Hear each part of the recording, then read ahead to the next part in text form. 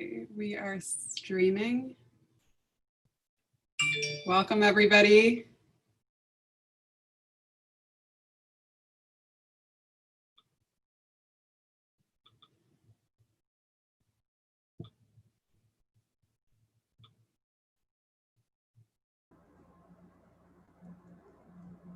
There's more, and we've got to hire.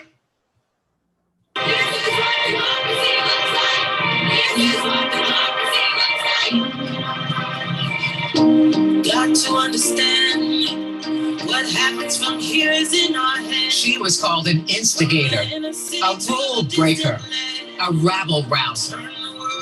And she is called the agitator, the pushy one, the one with attitude. Now is the time for all of us to stand up and say enough is enough.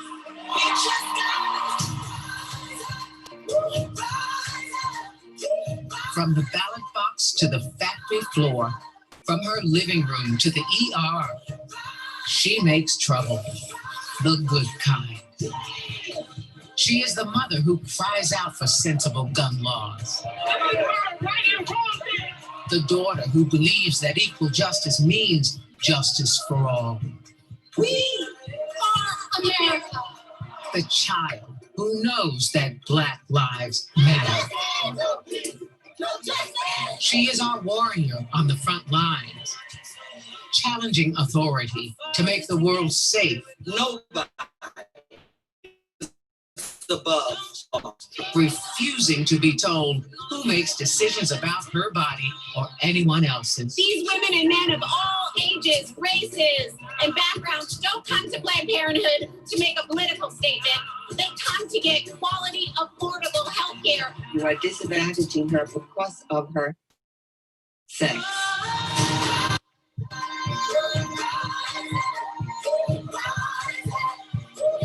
This is the time. And she knows that to change the world, you need to change the idea of power. Excuse me, Mr. Barr, this is my time and I control it. Because we are fighting for you each and every single day.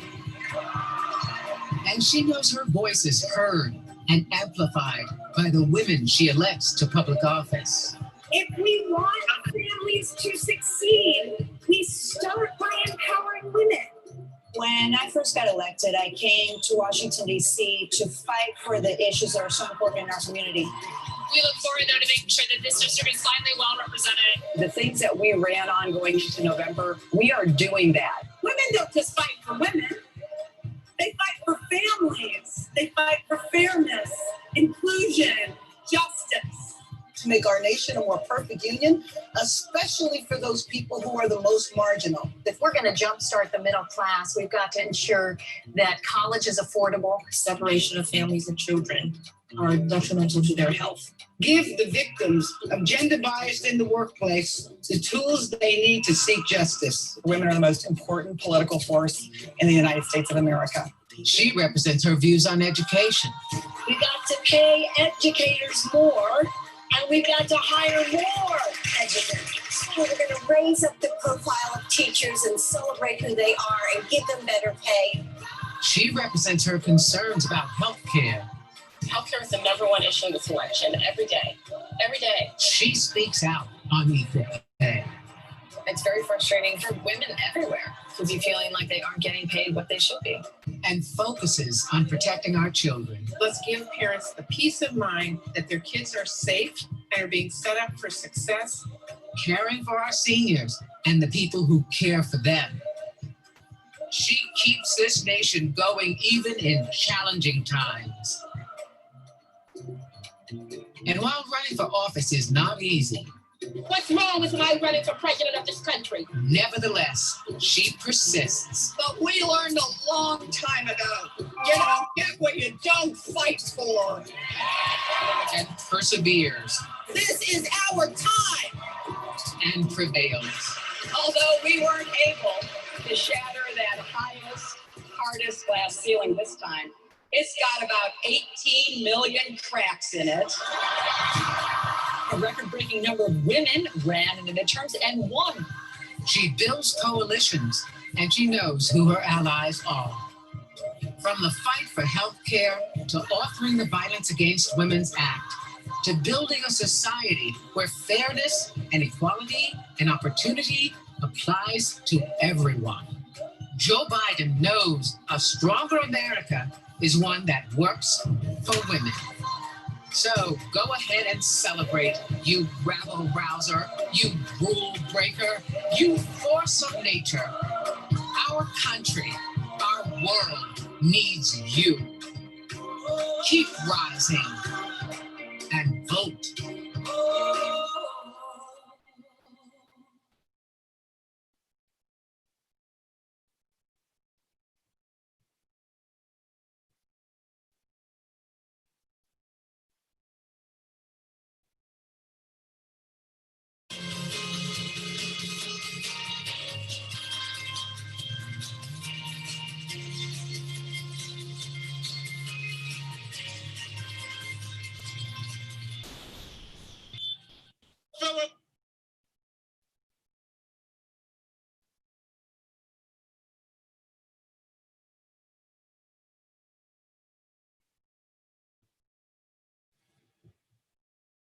Good evening and welcome. I'm Sabrina Rezi and I'm the Director of Communications for Brooklyn Democratic Party Chair, Assemblymember Rodney Spichot.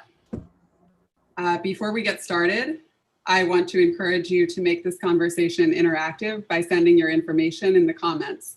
One of our organizers will reach out to you. The Brooklyn Democratic Party represents over 1.2 million Democrats in Kings County. We are a diverse, inclusive party with leaders and activists of every ethnicity, race, religion, and from every borough. Our party works hard to elect Democrats up and down the ballot who will help the people of Brooklyn live better lives. Thank you all for joining us this evening as we prepare for a conversation about what's at stake for women this November. As the mother of a young daughter, I know how important it is for us to have this conversation. I'm thankful to have some of the fiercest advocates for women in New York with us this evening. Our panelists for the night are Attorney General Tish James, Congresswoman Carolyn Maloney, Assemblymember Latrice Walker, and City Council Member Farah Lewis.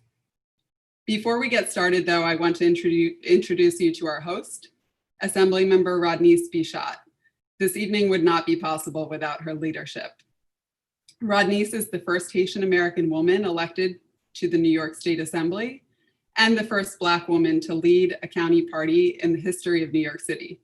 She is the chair of the state subcommittee on oversight of minority women-owned businesses, sits on the task force on women's issues, and has been appointed to Governor Andrew Cuomo's Advisory Council on Domestic Violence. Spichot passed the Child Victims Act, the Jonah Spichot-Cowan Law, and several international civil rights acts, including a resolution that denounced the violent act of Boko Haram's kidnapping of the Chibok girls.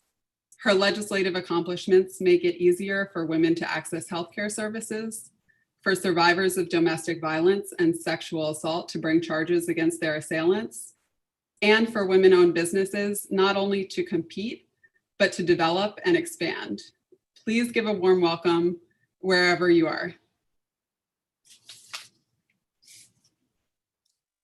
Thank you. Thank you so much, Sabrina. Good evening, everyone. I would like to thank you for joining us today on the eve of the final presidential debate for a conversation about what's at stake for women this November. I am Assemblymember Rodney Spichot. I am the chair of the Brooklyn Democratic Party, and I represent the 42nd Assembly District, which includes Flatbush, East Flatbush, Midwood, and Ditmas Park in Brooklyn. Before we get started, I want to acknowledge the passing of Supreme Court Justice Ruth Bader Ginsburg and express my sadness that she is no longer with us.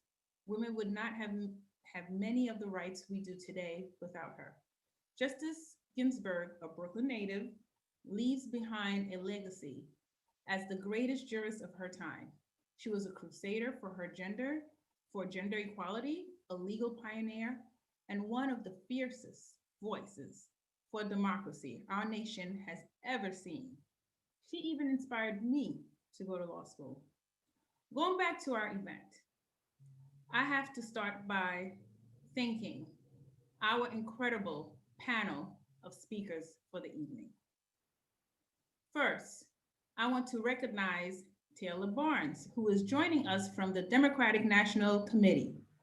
And at the DNC, Taylor is going to see to it that we make Joe Biden and Kamala Harris the next White House occupants. She is working in every state to elect Democrats up and down the ballot and to build the power of our communities in the party. Previously, Taylor was the director of the United States of Women, USOW, an organization born out of the Obama White House Council on Women and Girls that sits at the intersection of politics, community engagement, culture, change, and leadership development. She has served in a variety of political arenas, ranging from 2012 Democratic Convention and presidential campaign to the National Women's Business Council. Taylor is also a female entrepreneur who started her own craft brewery in 2014. I now want to recognize Attorney General Tish James. Since taking office, the Trump administration has taken baseless, unnecessary, and dangerous action in an attempt to restrict our rights. And they are trying to make it harder for people already disadvantaged by poverty, including many people of color, to gain access to healthcare, contraception, and safe abortion. Attorney General James has been leading the way among her peers in fighting back. She has not hesitated to legal action against Trump or anyone else who has tried to restrict abortion access, either through arbitrary rules like admitting privileges at local hospitals, or more recently, by using the pandemic as an excuse. I am thankful for the work of our Attorney General, Tish, is doing on our behalf. We also have Representative Carolyn Maloney. Throughout her career, Carolyn has used her voice and position to shine a spotlight on women's issues, from getting arrested while protesting apartheid as a city councilwoman to demanding all women and girls globally receive true equality and opportunity, to gun control, to demanding accountability for repairs for NYCHA residents, and keeping the Equal Rights Amendment alive and gaining new steam today. It was her commitment to women's reproductive rights that drove her into federal office. She filed her papers as soon as Planned Parenthood versus Casey case put new restrictions on abortion in place. Also joining us this evening is my very own colleague in the state legislature, Assembly Member Latrice Walker. She is a native of the Ocean Hill, Brownsville section of Brooklyn, a licensed attorney, and has made a name for herself as a strong voice and advocate for women. Walker has fought for universal pre-K program for New York City. As chair of state task force on women's issues, she has spoken out against the use of NDAs in sexual harassment cases, held public hearings on sexual harassment in the workplace, and supported the Reproductive Health Act and the Gender Non-Discrimination Act. She has fought to pass legislation to end the practice of women being handcuffed while giving birth, and to make female sanitary napkins available in schools and prisons. Walker has introduced and passed sweeping bail reform and criminal justice legislation, as well as the automatic voter registration bill. Her motto, vote early and often, is staple in today's climate. I also want to recognize Councilmember Farah Lewis. Farah represents the 45th Council District in Brooklyn, New York. She is the co-chair of the Women's Caucus and vice co-chair of the Black, Latino, and Asian Caucus. During her first year in office, Councilmember Lewis rolled out an ambitious agenda and spearheaded critical legislation to protect survivors of domestic violence, close the food insecurity gap, expand access to nonprofit services, education, reproductive rights, and healthcare. Within the first 100 days in office, her first piece of legislation, Resolution 978, which calls upon the Congress to pass and the president to sign the Violence Against Women Reauthorization Act of 2019 was adopted by the New York City Council. Lewis continues to stand up and speak out for survivors of gender-based violence, including human trafficking.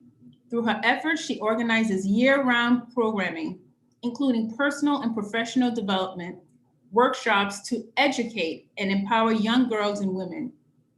As the visionary behind the Take a Stand tour series, she unifies residents to stand against domestic violence while connecting survivors of domestic violence to supportive services.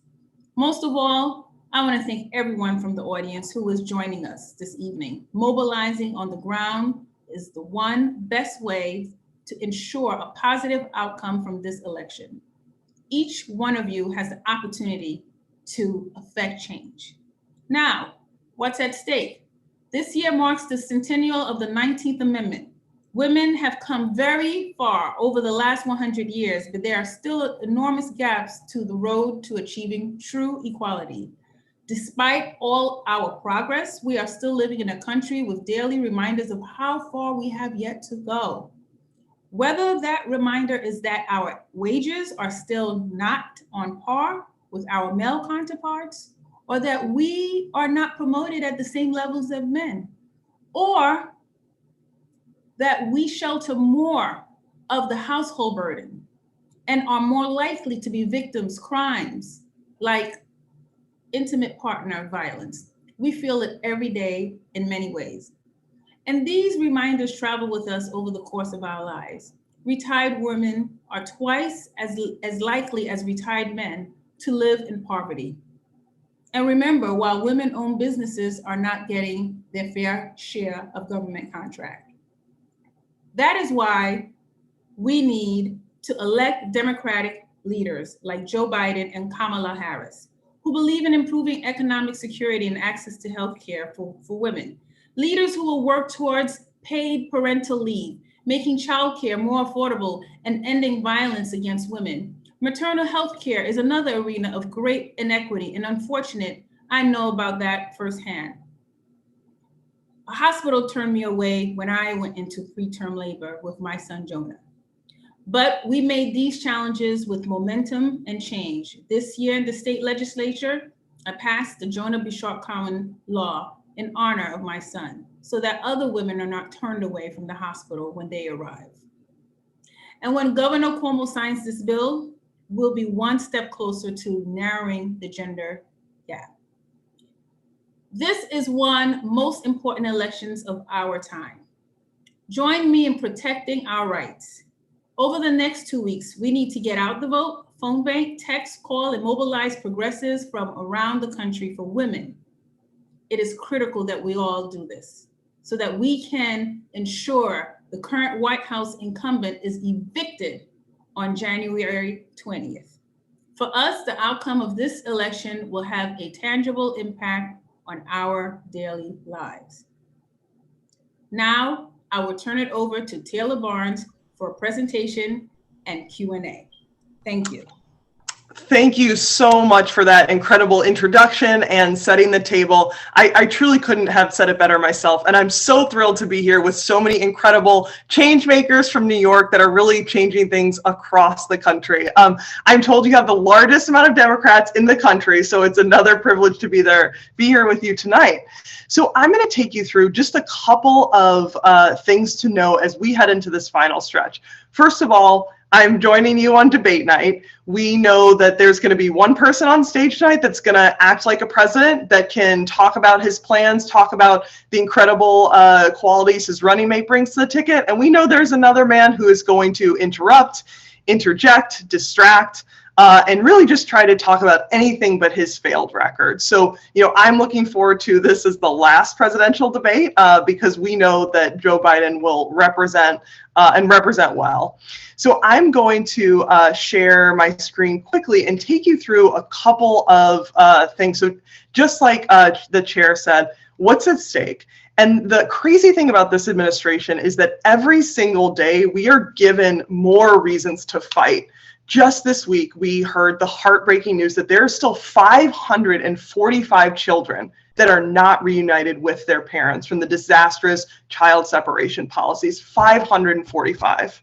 I know that every single person on this call is touched by that in their heart. We know that there are 865,000 women that left the job market in September alone, whether that was being furloughed, losing their job, or leaving the job market willingly, because so much of the burden of making sure kids are going to online learning, dealing with COVID, is falling on the women in the family.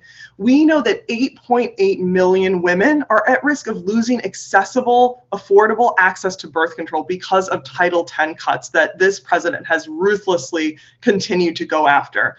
And we know that there are 133 million people, million Americans, who have pre-existing conditions, including the more than 7 million people that have survived COVID. My brother-in-law is one of those folks in New York who survived COVID. That is a pre-existing condition now, and Donald Trump is fighting to take those protections away that were afforded to us by the Affordable Care Act. I could go, the sad thing is this slide could be a million pages long. I'm not even talking about the racial justice issues that are at stake, climate change, equal pay between women and men and different types of women. The list goes on and on for what's at stake in this election. What we're fighting for. I always like to talk about what we're fighting for, because in all the Trump attack and negative news, you can forget that this ticket actually has some pretty exciting progressive policies that I know I am thrilled to see implemented.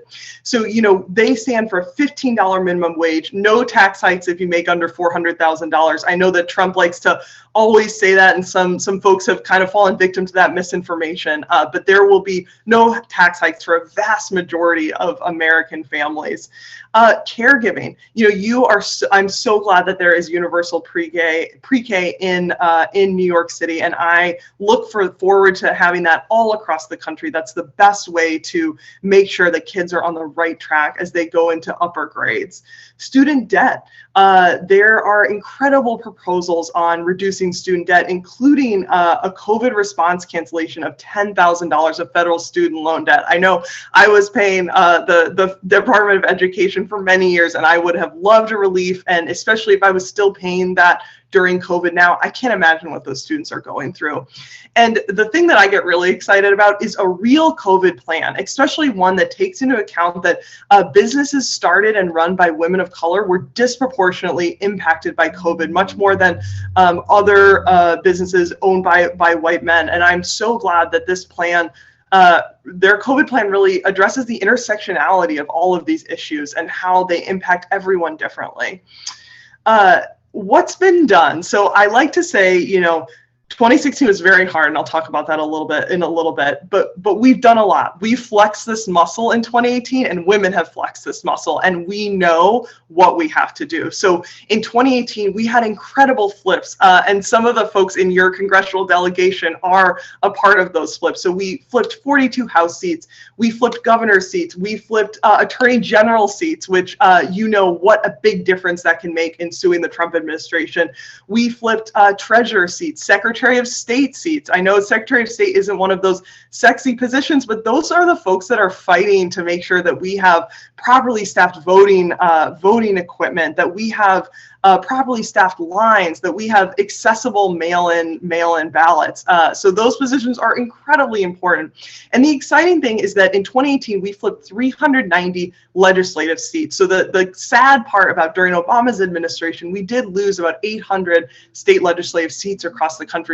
We got some of those back in 2018, and we are on track to get even more back in 2020. But that's really why this, from the top of the ticket to the very bottom of the ticket, matters so much. And hundreds of historic candidates. I don't have to tell you about all the kick butt, I was about to swear, but I stopped myself, kick butt candidate or elected officials that we have that really represent so many different parts of America that hadn't previously, had the seat at the table they deserved. And I look forward to so many more of those historic candidates too.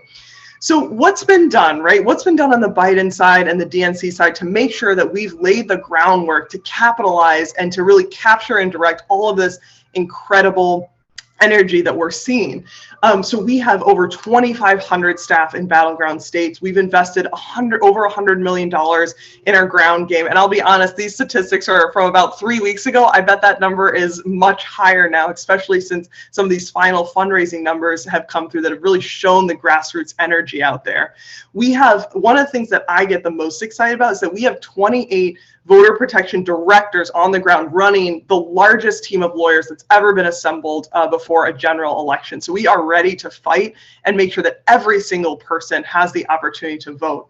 And we also have hundreds of intersectional and multilingual phone banks per week. So one of the silver linings of how COVID has made us organize is that we used to do it just by region, and sometimes there were some phone banks with other women, but it wasn't for sure. Now we have incredibly micro-targeted phone banks. You know, we have an amazing Aunties Calling Aunties program where there are folks, Tamil folks calling other Tamil folks in targeted races in Texas. We have our weekly sister phone banks, which are a great opportunity for Black women to call other Black women.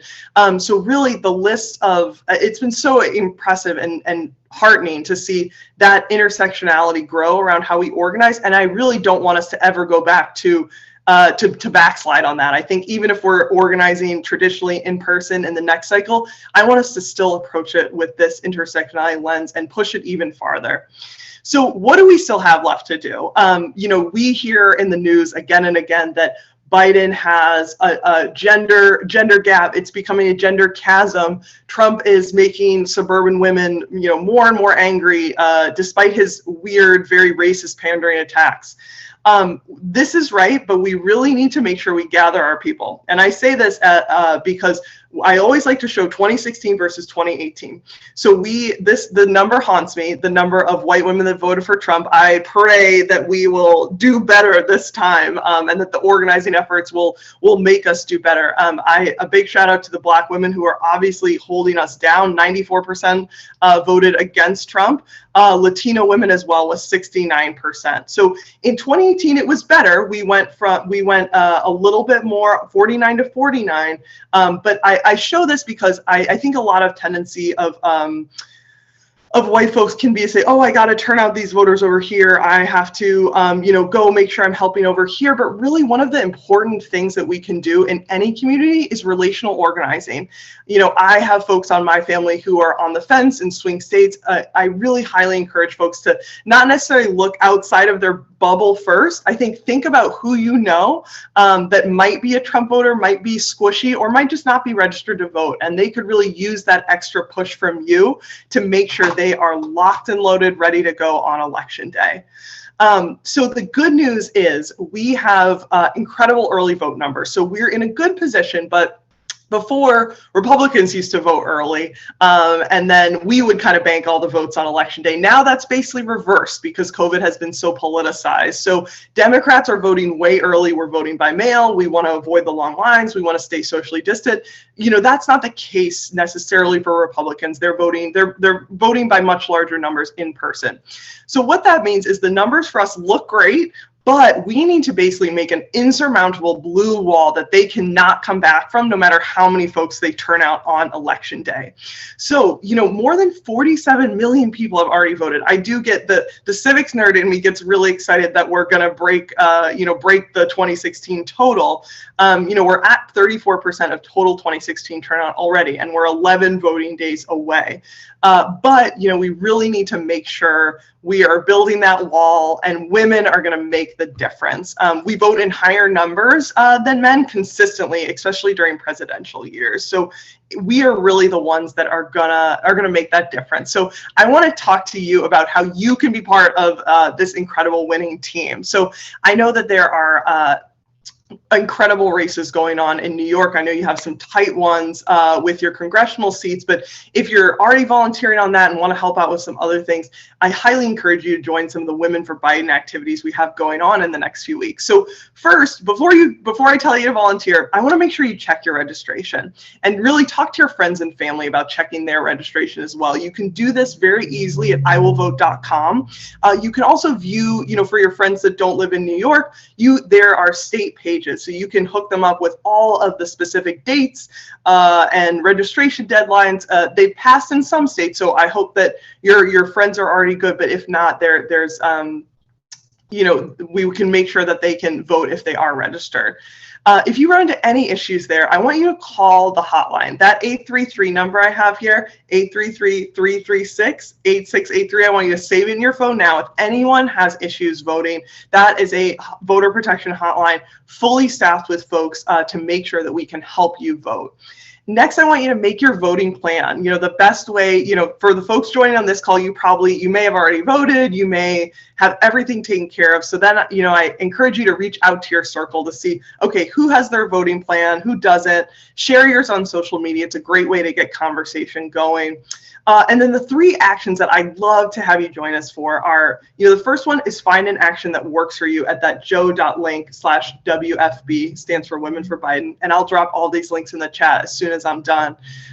We have phone banks every day of the week. We have bilingual phone banks that are targeted towards Latinas. We have, like I said, the sister phone banks. We have mom phone banks. We have Gen Z versus millennial phone banks. We have basically everything. So I'd love for you to find one that works for your schedule and join us. Next, we have a weekend of action. We're actually calling into your close neighbor, Pennsylvania. So we all know that Pennsylvania is one of those states that is neck and neck and is going to make the difference. So we'd love for you to join that weekend of action. Help us call women voters in Pennsylvania.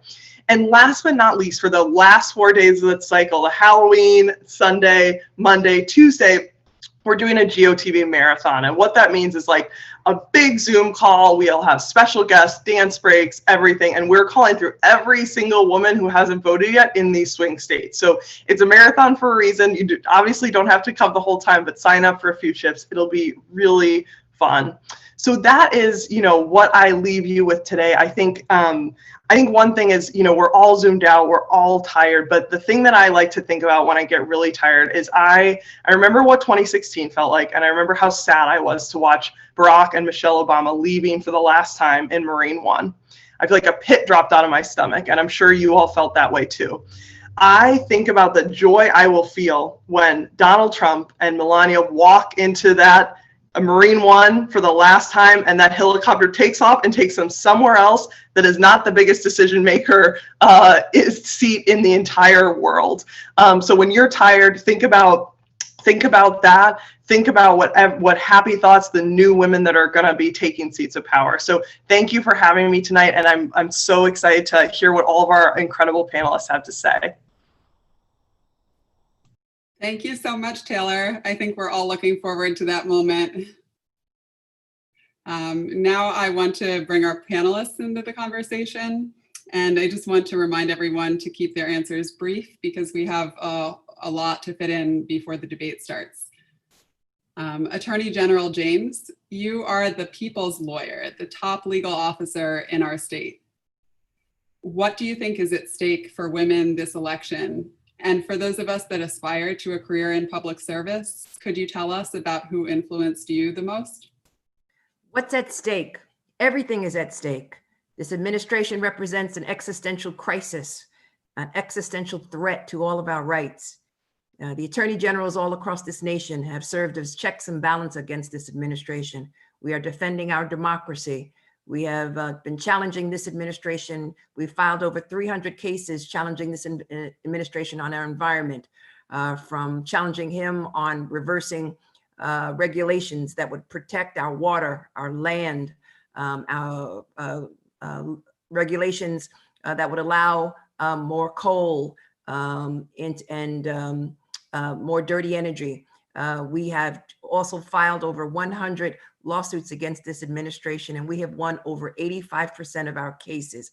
We are keeping this administration at bay, and we are representing the interests of women, standing up for reproductive rights and safe abortions, not only in New York, but all across this country. We filed amicus briefs in a number of states, particularly in southern states, where they seek, again, to challenge a woman's right to choose. And where they seek to close down a safe abortion clinics all over this country. We've been joining with immigrants at the border, where they've basically separated families and literally taken babies out of the arms of women, out of the arms of their mothers. Most recently, we won a case in regards to SNAP food stamps. As you know, this administration wanted to change the regulations and the policies with regards to food stamp at a time when we are in the midst of a pandemic, again, exposing 700,000 individuals to being cut off from their food stamps. And we were successful in that. We have been challenging this administration on Affordable Care Act, because as the Congresswoman knows, they want to chip away at the they have been chipping away at the Affordable Care Act, and now they want to strike it down. And they do not have anything to replace the Affordable Care Act, which would put into jeopardy all of those individuals with pre-existing conditions and individuals, obviously, who are on their parents' health plan. The list can go on and on and on. It is really all about our values. It is about who we are. It's about standing up for vulnerable populations, but standing up for women at a time when our rights are under attack. And the woman who most influenced me was Barbara Jordan. Barbara Jordan was an attorney from Texas. She was a Congress member. She was the first woman of color to ever speak before a convention, a Democratic convention. And she was the only woman who was on the committee that was considering the impeachment of Richard Nixon. And she said, and I quote, that she would not allow anyone to subvert the Constitution. As a result of those comments, that's part of my DNA. That's who I am. I stand with her and her legacy and her memory, and will not allow anyone to subvert the Constitution, because no one is above the law, including the most powerful person in this country, and that is the President of the United States. And that is why I use the law both as a shield and as a sword, and will continue to do that, representing the interest of the individuals and the citizens of the great state of New York. Yes, you certainly do. Thank you so much. Thank you. Congresswoman Maloney, your accomplishments for women have been featured in 3 films: The Card Game, Overdrawn, and Life Interrupted, a film inspired by your work to author and pass the Debbie Smith Act, which grants states and local governments the authority to conduct DNA samples, helping local authorities prosecute sexual assault cases. I would like to turn the conversation over to you. What do you think is at stake for women this election? And for those of us that aspire to a career in public service, could you tell us about who influenced you the most? Thank you. Thank you to the Democratic National Committee and the Brooklyn Democratic Party for hosting this important conversation. And I am honored to serve the people of Brooklyn alongside these incredible women, and thank Rodnice for putting it together. And I want to point out, we are celebrating the 100th anniversary of women gaining the right to vote. And Rodnice is the first woman in history elected by her peers to be county leader of the great borough of Brooklyn. But there is so much at stake for women in this election. It is a critical moment for women in the history of our country. We are on the cusp of voting in the very first female vice president, but we also have Supreme Court nominees, and one in particular who wants to roll back the progress of women, and this election and our democracy is at stake. For women, our equality, our choice, our health care are all on the ballot. And the choice between Joe Biden and Mr. Trump could never be more clear. The first bill I worked on in Congress was the Violence Against Women Act, which was the principal author was Senator Biden at the time. The first time I testified before the Senate was his hearing when he was the chairman of the Foreign Relations Committee on CEDAW, the ratification of equality of treatment of women around the world, a treaty that has still not been ratified by the United Nations. Joe Biden has ratification of the Equal Rights Amendment in his platform. The Trump administration, DOJ, has tried to kill it. And so the contrast for women, permanent constitutional protection, or a devastating dismantling of our rights. We cannot never achieve equal pay for equal work until we pass and ratify the Equal Rights Amendment, because you cannot enforce it unless it is in our Constitution. It is just that simple.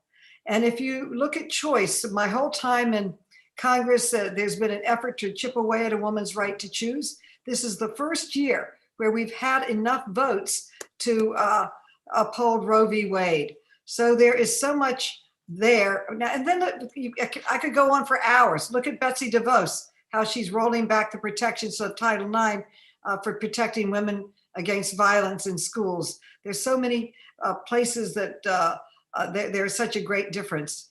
Going backwards or going forward with the gains that we've already made and building on them. When for who's inspired me the most was my beloved grandmother, and I would say Shirley Chisholm. As a young woman, I thought my career options were to be a teacher, a nurse, or a librarian. And then I saw Shirley Chisholm stand up and run for president of the United States for the position on a major party, the first time in history. I also became a teacher and taught in East Harlem. It was the welfare education plan. We were helping women get off welfare, get in jobs. It was a great program. We lost our funding. We didn't know what to do. So what did we do? We rented a bus and we went to Washington to see Shirley Chisholm. And later, I worked for Rep. Manfred Orenstein, and he and Shirley Chisholm supported Kennedy in 1980. And she and Manfred Orenstein really headed the New York delegation for Kennedy to the National Convention that year. And I had a chance, as working on that project for him, to work very closely with her. And one of the things she said, she was so bold and inspiring to me. She said, I want history to remember me, not just as the first Black woman to be elected to Congress, nor as the first Black woman to have made a bid for the presidency of the United States, but as a Black woman who lived in the 20th century and dared to be herself. That's what's inspired me the most, her audacity to be her authentic self and to dream big. We are in the process of planning a statue for her. If I can ever stop fighting with DeJoy of the post office, I think we could get a stamp for her. Whatever it is, it's not enough to really show the respect and appreciation for what she did for all of us, to inspire us to be more of our own authentic selves and to dream big. So thank you. Thank you so much, Congresswoman. I am just trying to see if we have Assemblymember Walker on with us right now. Assemblymember, are you here? Okay. While we pull her back online, I'll turn to Councilmember Farah Lewis. Farah, you're a trailblazer, the first woman to represent the 45th Council District. What do you think is at stake for women this election? And for those of us that aspire to a career in public service, could you tell us about who influenced you the most? Well, I want to thank the Brooklyn Democratic Party leader for allowing me to be on today to join these distinguished guests. But I think Assemblymember Walker just jumped back on. Did she? If not, I could. She was here for a moment. Yeah, there she is. She's back. All right. Assemblymember Walker, I see you're with us today, and you're the chair of the Task Force on Women's Issues. So I'll just repeat the question so you can hear. The question is, what do you think is at stake for women this election? And for those of us that aspire to a career in public service, could you tell us about who influenced you? Well, I proudly represent the community of the first Margaret Sanger reproductive health clinic. It was right here on Amboy Street and Bristol Street here in my neighborhood. And we still have a health clinic here because of it. So I stand on some really broad shoulders because when she opened that clinic here in Brownsville, she had no idea that one day we would have someone in this White House who, notwithstanding her arrest and being threatened and threatening the vitality of women all across our country, would continue to be litigated even decades after she has left being with us and fighting for us. And so now I have taken on the mantle and making sure that any threat to a woman's right to choose is always something that we must remain vigilant about. We have learned very well that the rights that we have are not inalienable. And it may have taken, in my case, 401 years to achieve, but it'll take an eternity for each and every one of us to protect. We are always dealing with pocketbook issues, of course, regarding housing. But hunger, as we've seen in COVID-19, is one of the most starkest issues I think we're facing. When I look around in my community and I see the lines around the corner of so many families who are just trying to, feed their children, I think, says a lot about us as a society. It says a lot about us as a people, but really it speaks to the resiliency of each and every one of us, of women coming together all across this state, where we have women growers who are upstate sending food in order to put on the tables right here in communities of color. And of course, we always have to think about pay equity, because I always believe that the right man for the job is a woman. And women have always taken the mantle. When you go into the churches and you see the organizing being done there, the women are on the forefront. When you go into our community board meetings, the women are on the forefront. When you go into the PTA meetings, the women are there. And so women represent the backbone, not just of this nation, not just of this world, not just of this century, not just of this country, but for forevermore. And so we need to have strong women in power. Quite frankly, one of the things that took place, we have the largest delegation of Black women period, in the New York State legislature than ever before. But it did not prevent a man from standing up on the assembly chamber saying that the most dangerous place for a Black child is in his mother's womb. And they were talking about female reproductive rights and disgracing Black women. And so I think it's no more important now than ever before that women have to stand up to make sure that that all of the elements of Roe versus Wade continue to be accessible for women, not just in my generation, but of course in generations to come. And let's say a woman who inspired me is none other than the very own Fannie Lou Hamer. She was not afraid to speak truth to power. Even when they told her no, not only did she bring a folding chair, but she brought a microphone too. And I've had a number of opportunities where people told me, not right now. It's not your chance. It's not your turn. But notwithstanding that, I brought my microphone and I spoke my power and I spoke my piece. And I really didn't give a damn who didn't like it. It was on me to make sure that I had to speak and be a voice for the voiceless. And so in the spirit of Fannie Lou Hamer, when she got up on that day at the convention to speak about the right to vote and making sure that not just Black women, but all women, not just Black men, but all women had the right to vote, is something that we're still fighting for. Quite frankly, we're noticing that there are voter IDs all across this country. There are things that are being done in order to prevent us from voting. And so we must remain vigilant and keep the spirit of Fannie Lou Hamer alive. And so that's who inspired me. Voting is not an option.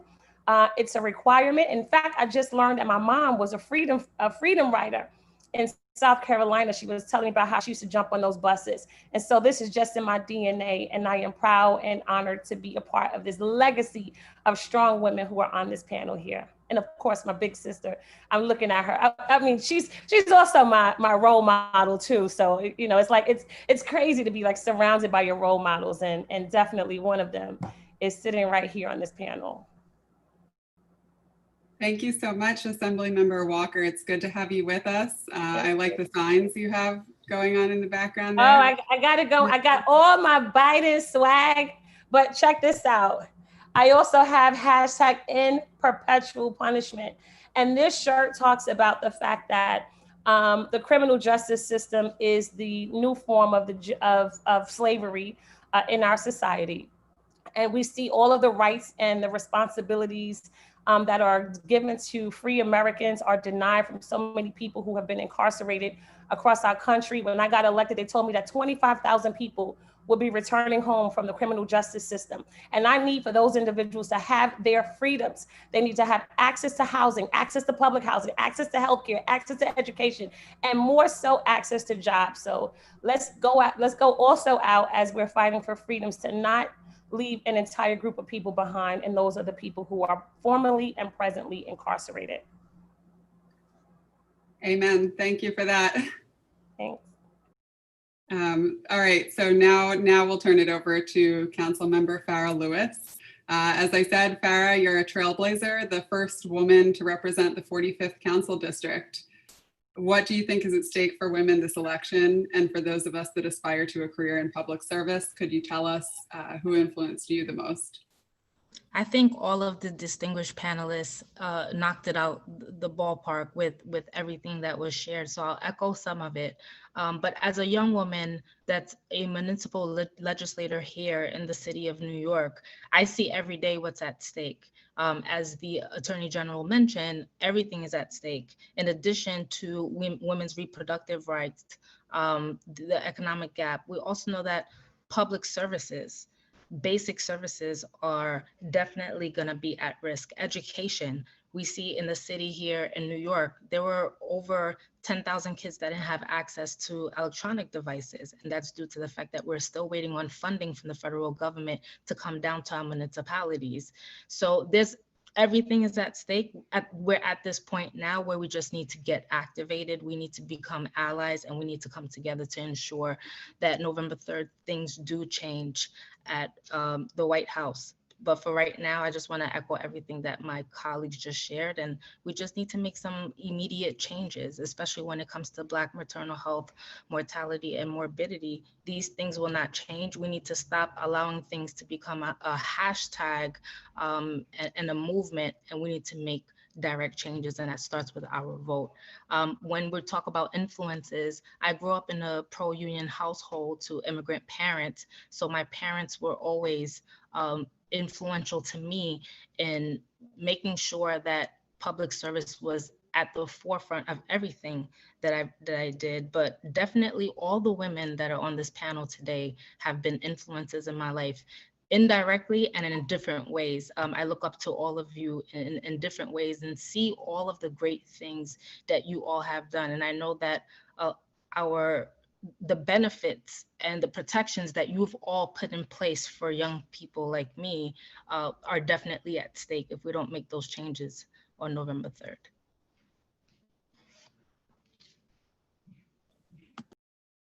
Thank you, Council Member. Before we move on, I just want to address two questions from the audience. We have someone who wants to know who are the Democratic candidates in my constituency. And you can see I dropped the link to Ballotpedia in the comments on the Zoom webinar and on Facebook Live. So that's a good resource to find out. And we have somebody else asking what type of identification is needed when registering to vote, and how can I locate my polling sites and early voting sites. So I'll drop links in the comments so that you can all find out that information.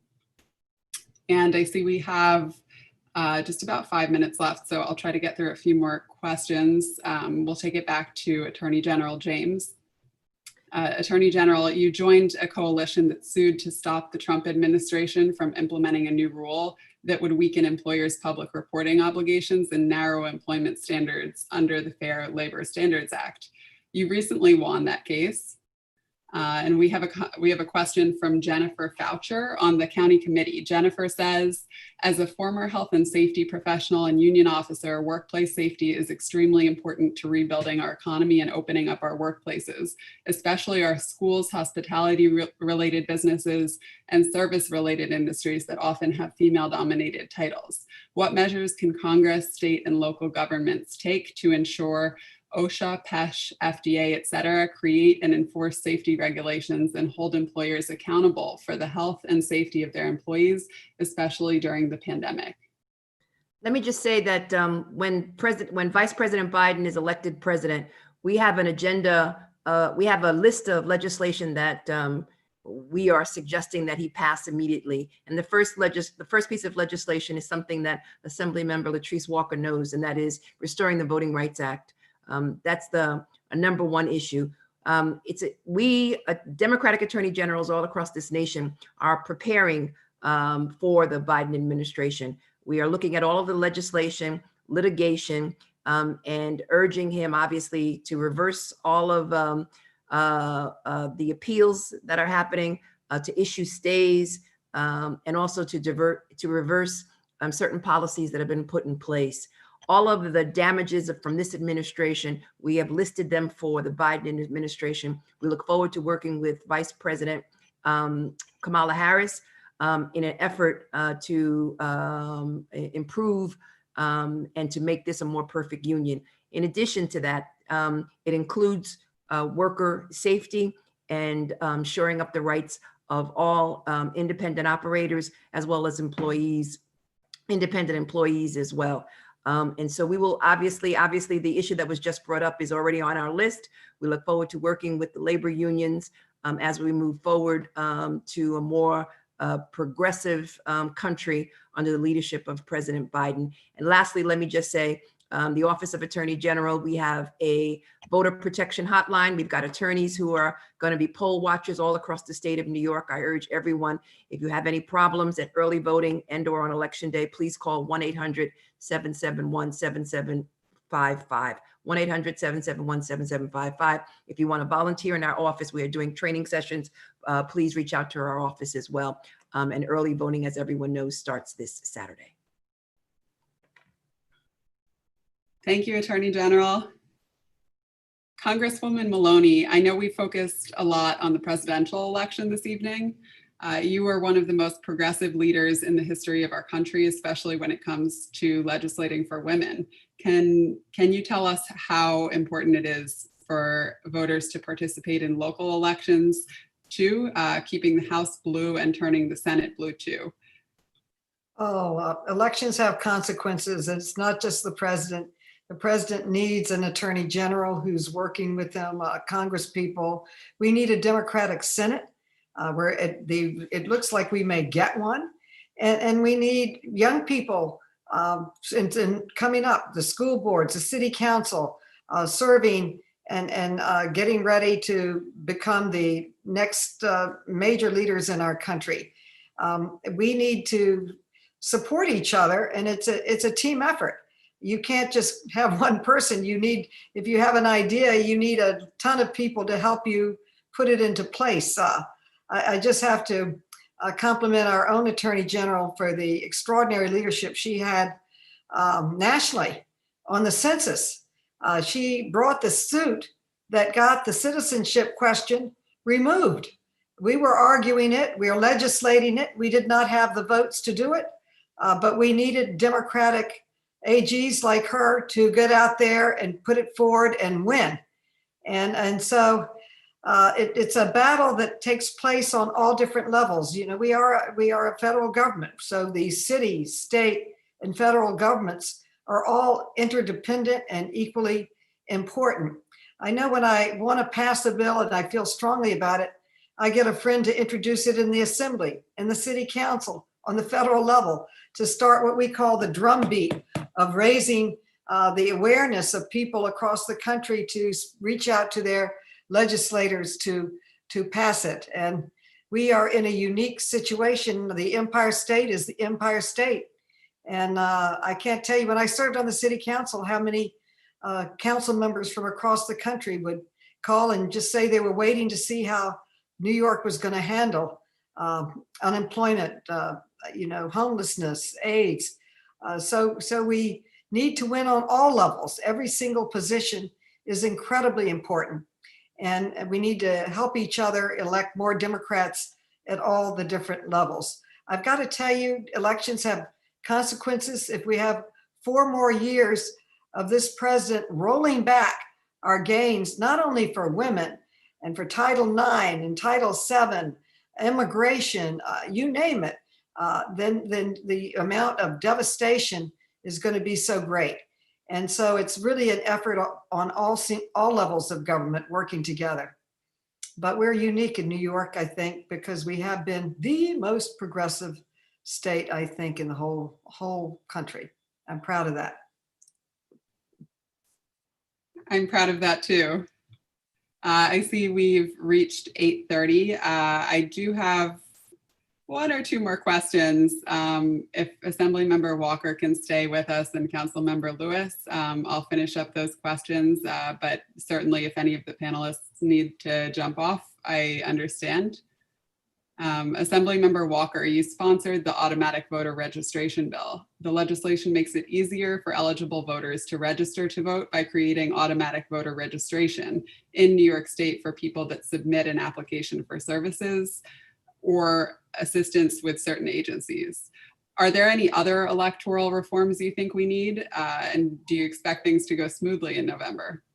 Well, I think that first of all, we need to contact the governor's office so that he will sign the bill. Sign the bill, Mr. Cuomo, so that we can make automatic voter registration a reality. We also should give people a day off in order to work the polls so that, we could have some very credible individuals who are working these sites, because when we were looking across at a number of the poll sites, there were people who just were not available. When they were going around doing their rounds of people to work the polls, people just were not there, and they just weren't available because they don't have the day off in order to work. So I think that that's another element that we need to do. We've seen an entire catastrophe early on where 250,000 individuals were purged from the voter rolls. We need to address that, address a number of the notice regulations. There were still a lot of moved poll sites, even in our June primaries. People were finding out about those, the movements on the eve of Election Day. We need to push back out dates for notice requirements. We need to open up opportunities for more information gathering. And quite frankly, we have something that's about to happen next year in New York City, which has never happened before. On the eve of, in the advent of 38, I believe, council seats, which will be open, a mayoral race, a city controller race, and we have ranked choice voting. There has been zero education that has been done in order to educate people on the ground as to how the thing actually works. And so I'm like, look, the people who knows how to guess, like on slot machines, they're probably the ones who do the best, because quite frankly, it's gonna be a guessing operation. So I think that we need to put our money where our mouth is and make sure that we are approaching ranked choice voting. That we haven't even decided yet which machines will be able to go on for ranked choice voting. So I don't know if there's going to be some shifts in Albany in the state assembly, but I humbly submit myself to be the chair of election law. So if you could reach out, to the powers that be and speak on my behalf and help in my own elevation and allow me to be I don't know if I'll be the first Black woman to have that position, but I know I'll be the right now Black woman to have it. And so there's a lot that's at stake. There's a lot that we need to be doing. And I look forward to continuing to work with all of our colleagues to get it done. Formerly incarcerated individuals on parole and probation, we need to look at as well. Yeah, well, the governor was able to do that, but we don't have it yet in terms of being the actual law of the state of New York. And so we definitely need to address that as well. But if you're on parole right now and you know someone who is, please make sure that they are aware they can vote. It's too late to register for this particular election, but it's not too late in perpetuity, hopefully. Fingers crossed. Thank you. Thanks for your advocacy for election reform. I know Rodney will be working with you on those reforms in the Assembly. Well, Rodney and I sit next to each other in Albany. So we're like the Mutt and Jeff of the Assembly, and we're like the two youngest, or I guess we first started out the second round of folk who were sitting there. And we looked at each other one day and saw all this leadership around us and was like, okay, Rodney, either they see something in us or they need to keep an eye on us. But either way, we are a great tag team. And it's always a pleasure and an honor to work with my sister girl, Holly Rod. Awesome. Thank you. Farah, I'm going to come back to you with our final question for the evening. We have a question from the audience, and that is, does a woman have a chance at being elected mayor of New York City? I think historically, citywide offices have always been male dominated. Can you hear me? Yes. Okay. All right. Citywide offices have always been male dominated. And I know that there's a few women that threw their hats in to run for the 2021 mayoral race. So they definitely have the wherewithal to do it. They definitely have a chance. But the question is, are you going to vote? Are you going to vote for a woman? Will you stand up and stand out for a woman? And that's the question. I remember many years ago, we all wanted now Attorney General Tish James to be the mayor of New York, because we know that she had the wherewithal to manage this city, to manage the budget. But right now, as candidates are jumping into the race, I wonder if they're thinking about the public health crisis when it comes to COVID. I wonder if they're thinking about public safety, social justice issues, universal health care. And they all have the wherewithal to do that. But the question is, are you going to go out and vote? Will you support a woman? And I think that's the direction some of our New Yorkers need to be thinking about. But everyone has a chance. It's all about, will you support them? Will you donate? Will you make sure that they get into the seat? We definitely will over here. All right. Well, it is after our closing time, so I just want to thank each of you for joining us. I think it's so important for women to connect with each other.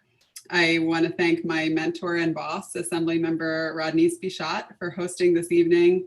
And thank you to Taylor Barnes and the DNC, Attorney General James, Congresswoman Maloney, Assemblymember Walker, and Councilmember Lewis. Once again, we are encouraging all of our listeners to leave their contact information in the comments. And I hope everyone tunes into the debate after this. I'm looking forward to seeing how that mic cut goes this evening. Thank you, Sabrina. Thank you. Have a good night, everyone. Thank you, Rodney, for putting together. Good night. Go vote. Vote. Saturday. Yeah. October 24th, guys, early voting. Thank you.